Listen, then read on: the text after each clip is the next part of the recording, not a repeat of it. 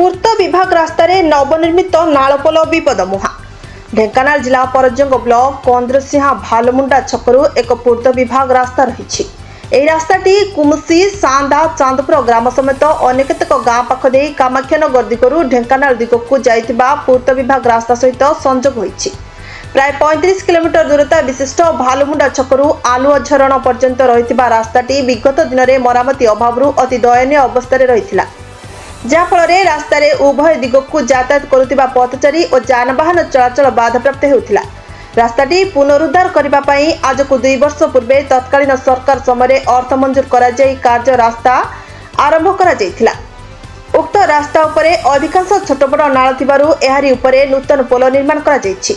रास्ताटी आज पर्यंत पूर्णांग होई नथिबा बेले भालमुंडा छकरू सांदा दिगकू जीवा रास्तार अणकटा और बसंतपड़ा ग्राम पाखरे बाघुआ बोल नाम एक नाल रही। एही नाल उपरे 2 वर्ष पूर्वे नवनिर्मित एक पोल निर्माण करा जायछि। पोल निर्माण हेबार 2 वर्ष अतिक्रम कर सारिथिले मध्य एही पोल उपरे बिछा होइतिबा रड सबु उपरमुहा होई रहितिबा दृश्य देखिबाकू मिलिछि।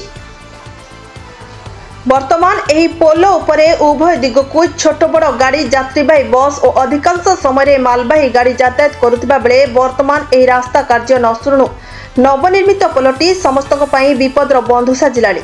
पोल निर्माण समय विभागीय अधिकारी खामखियाली जोगु एपरी समस्या सृष्टि होइतिबा बेले अन्य दिगरे एपरी निम्नमानर कार्य को नहीं अंचलवासी नापसंद करुछन्ति बोली साधारण चर्चा चलिछि। एथिप्रति अंचलवासी विभागीय अधिकारी दृष्टि आकर्षण करिसेंति।